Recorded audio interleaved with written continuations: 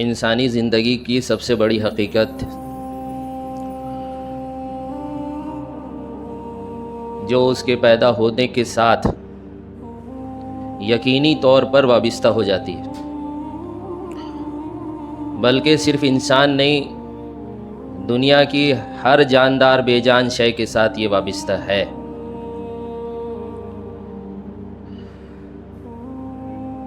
وہ اس کی موت ہے۔ جب اللہ نے کسی کو وجود دیا ہے تو پھر اس کا فنا بھی ہے۔ اگر پیدا ہوا ہے تو پھر مرنا بھی ہے۔ اور انسان اس معاملے میں دھوکے میں پڑا ہوا ہے کہ اپنی زندگی کی سب سے بڑی حقیقت موت کو اکثر و بیشتر سب سے زیادہ بھلائے رکھتا ہے، سب سے زیادہ بھلائے رکھتا ہے۔ یہ معلومات کے طور پر تو اس کے عقل و ذہن میں، اس کے فہم میں، اس کے گمان میں ہوتا ہے، لیکن اس کی توجہ، اس کی فکر، اس کی ترجیحات اور اس کے اعمال کے اعتبار سے اس میں بہت کمی اور کوتاہی اور غفلت برتی جاتی ہے۔ معلومات ہے کہ ہاں آئے ہیں، ایک دن جانا ہے، لیکن جانا ہے تو اس سے متعلق آج ہمارا رد عمل کیا ہونا چاہیے، آج ہماری فکریں کیا ہونی چاہیے، آج ہمارے پسند کیا ہونی چاہیے، آج ہمارا دھیان کیا ہونا چاہیے، آج ہمارا عمل کیا ہونا چاہیے، آج ہماری سوچ کیا ہونی چاہیے۔ اس اعتبار سے یہ ساری چیزیں کچھ ایسی ہوتی ہیں جیسے مرنا ہے ہی نہیں۔ عمل میں مرنے کا بہت تھوڑا دخل کہیں دکھتا ہے، سوچ میں بہت تھوڑا، پسند میں بہت تھوڑا، گمان اور ترجیحات میں اور پسند میں بہت تھوڑا دکھتا ہے، کبھی کبھی جھلک جاتا ہے۔ اکثر و بیشتر انسان اس کا شکار ہے۔ اس سے پوچھو مرنا نہیں ہے تو جو ناستک بھی ہے نا، جو کہا دنیا یوں ہی بن گئی اور یوں ہی چل رہی ہے، نیچرل فینومینا ہے، کوئی حساب کتاب نہیں، کوئی پل صراط میزان نہیں، کوئی بنانے والا نہیں، کچھ نہیں، بس ایسے ہی ہے، زندگی ہے، انجوائے کرو۔ اس سے بھی کہو مرنا نہیں ہے تو وہ بھی کہے گا نہیں مرنا تو ہے۔ موت پہ تو اس کا بھی جی، اس کی معلومات بھی موت کا انکار نہیں کرتی، لیکن آپ میرے پیارو ہم سب جانتے ہیں کہ موت، جب اس معلومات پہ تمہارا یقین ہے تو پھر اس کے اعتبار سے ہمارے اعمال ہونے چاہیے، اس کے اعتبار سے جو ہے نا ہماری پسندیں ہونی چاہیے۔ اس میں سے بڑی کوتاہی ہے، اتنی کوتاہی ہے کہ اگر یہ کہا جائے کہ انسان اپنی موت کو بھولا ہوا ہے تو غلط نہیں ہوگا، بالکل بھولا ہوا ہے۔ اسی کو اللہ تعالیٰ قرآن میں بار بار انسانیت کو جھنجھوڑ کے جو ہے نا اس کی وجود، اس کی بقا اور اس کا خاتمہ کا احساس دلاتے ہیں کہ تم کچھ نہیں تھے، تم کوئی قابل ذکر چیز نہیں تھے، ہم نے تم کو وجود بخشا، تم کو ایک گندے کچرے سے جو ہے نا ہم نے وجود دیا، تم جب اپنے ماں کے پیٹ میں مختلف مرحلے میں بنے ہو اس کو یاد دلایا، پھر دنیا میں جب تم آئے ہو تم گوشت کا لوتھڑا تھے، تم صرف چند جو ہے تمہاری جو ہے نا عادات جس کے ساتھ تم کو پیدا کیا گیا تھا، کوئی طاقت نہیں، کوئی شعور نہیں، سب سے مجبور پیدا ہوتا ہے انسان کا بچہ۔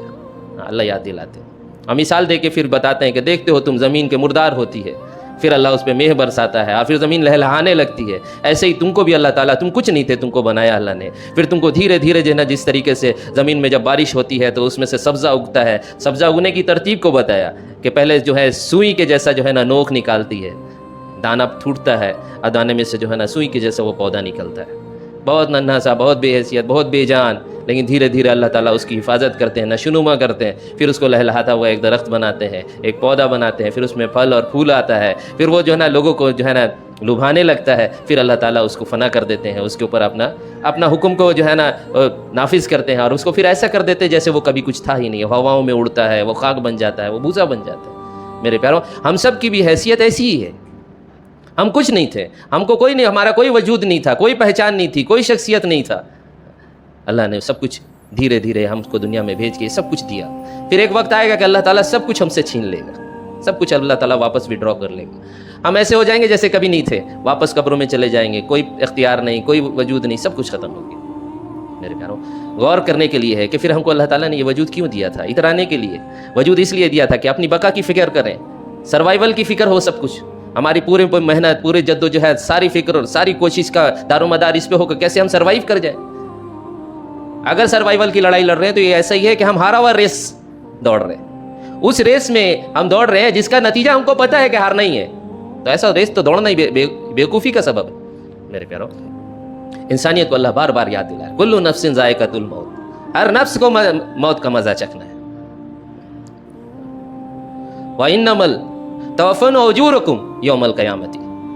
اور تم سب کو کل قیامت کے دن تمہارے اعمال کا پورا بدلہ دیا جائے گا۔ انصاف کا دن ہے وہ،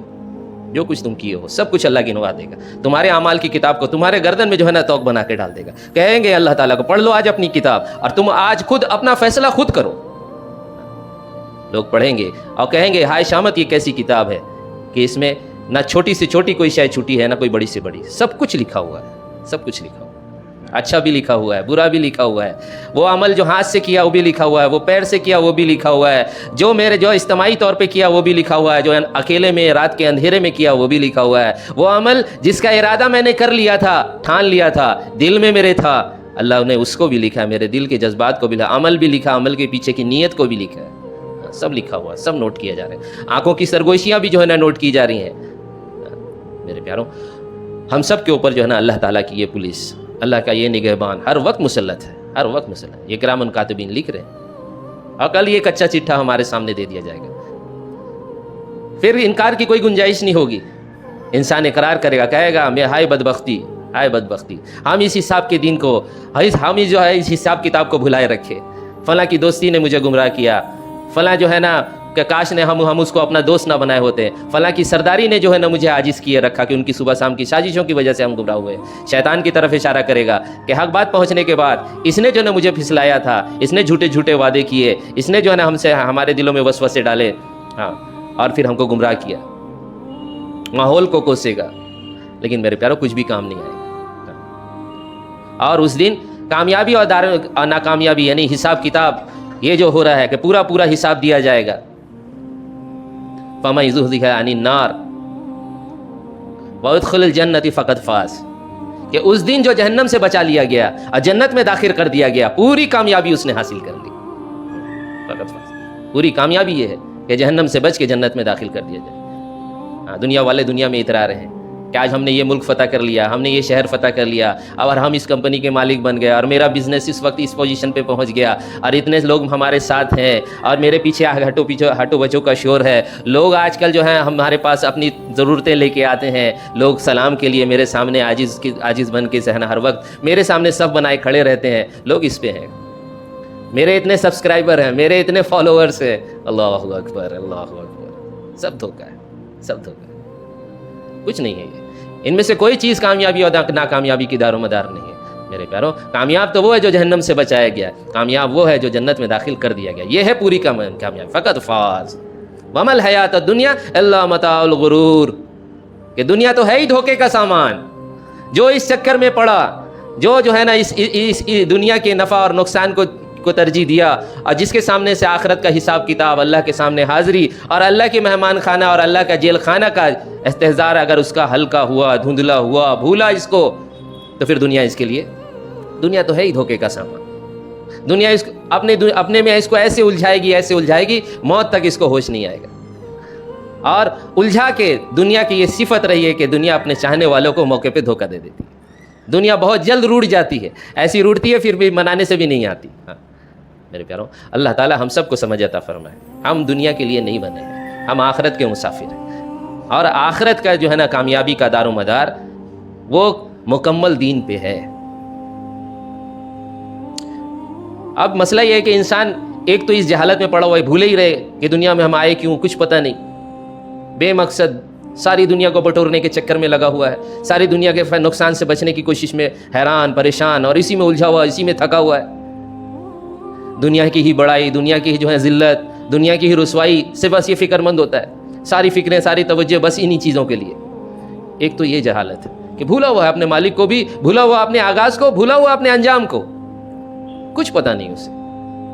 کون ہوں میں، کہاں سے آیا، کس نے بنایا، کیوں بھیجا، کیا چاہتا ہے، کچھ پتہ نہیں، نہ پتہ ہے نہ پتہ کرنا چاہتے ہیں۔ ایک تو یہ جہالت ہے، انسانیت کا ایک بڑا جھمگھٹا اس میں ملوث ہے۔ اس جہالت سے اوپر اٹھتا ہے کہ نہیں، جب احساس بیدار ہوا کہ نہیں، ہم باقی حیوانوں کے جیسے نہیں ہیں، ہم باقی جانداروں کے جیسے نہیں ہیں، ہمارے اندر شعور ہے، ہمارے اندر احساس ہے، ہمارے اندر ضمیر ہے، ہم کو اللہ تعالیٰ نے دل دیا ہے، عقل دیا ہے، سوچنے سمجھنے کی صلاحیت دیا ہے. تو ہمارا دنیا میں وجود باقی حیوان کے جیسا نہیں ہے. کیا وجہ ہے؟ اب یہ اس تلاش میں لگا. اس تلاش میں لگنے کے بعد اگر انبیاء صلاۃ والسلام کی رہبری سے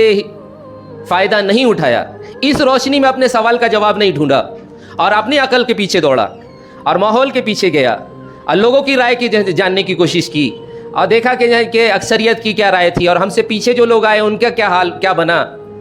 اسی میں رہ گیا، تو میرے پیاروں ایک جہالت سے نکلے گا اور دوسری جہالت میں پھنس جائے گا. پوری عمر لگ جائے گی اس کو ان سوالات کا جواب نہیں ملنے والا، نہیں ملنے. یہی وجہ ہے کہ آپ باطل ادیان میں دیکھیں، جتنے جھوٹے دین ہیں، کیا وہاں محنتیں نہیں ہوتی ہیں؟ ان سے مجاہدے نہیں کرائے جاتے ہیں؟ ان کو دین کے نام پہ خرچ کرنے کے اعتبار سے، دین کی محنت کرنے کے اعتبار سے، اذکار کے اعتبار سے کافی کچھ کرایا جاتا ہے. بودھزم کا آپ حال دیکھیے، ایک چادر پہ زندگی گزار دیتے ہیں، دنیا میں کوئی وسائل اختیار نہیں کرتے، فرنیچر تک نہیں ہوتا، زمین پہ کھایا زمین پہ سویا، پوری زندگی وقف کر دی اس نے کہ ہم کو اللہ کو راضی کرنا ہے، ہم کو اپنی زندگی اپنا مالک اور خالق کو خوش کرنا ہے. لیکن غلطی کیا ہوئی ان سے کہ انبیاء صلاۃ والسلام جو رہبری، جو ہدایت اور جو مکمل ضابطہ حیات لے کے آئے ہیں، اس سے رہبری حاصل نہیں کیا. تو آپ دیکھیں اتنی محنتیں کرتے، سادھوؤں کو دیکھیں پہاڑ پہ رہتے، جہاں پہ ایک ایک گلاس پانی کے لیے انتظام کرنا کتنا مشکل ہوتا. پہاڑ پہ جو لوگ گئے ہیں وہ جانتے ہیں کہ ہر چیز کی قیمت کتنی بڑھتی ہے، اس اونچائی پہ سب کچھ مہیا کرنا. وہ جا کے وہاں رہ رہے اس لیے تاکہ جو ہے ان کے حساب سے، تاکہ ہم اللہ کے دھیان میں، اللہ کی عبادت میں، اپنے مالک کو راضی کرنے میں کوئی دخل نہیں ہو، کسی کا ڈسٹربنس نہیں ہو. وہ چلے گئے پہاڑ پہ. کیا محنت نہیں کر رہے؟ بال کاٹنے کا نہیں ہے، کھانے کو نہیں ہے، سونے کو نہیں ہے، صحیح سے پہننے کو نہیں ہے،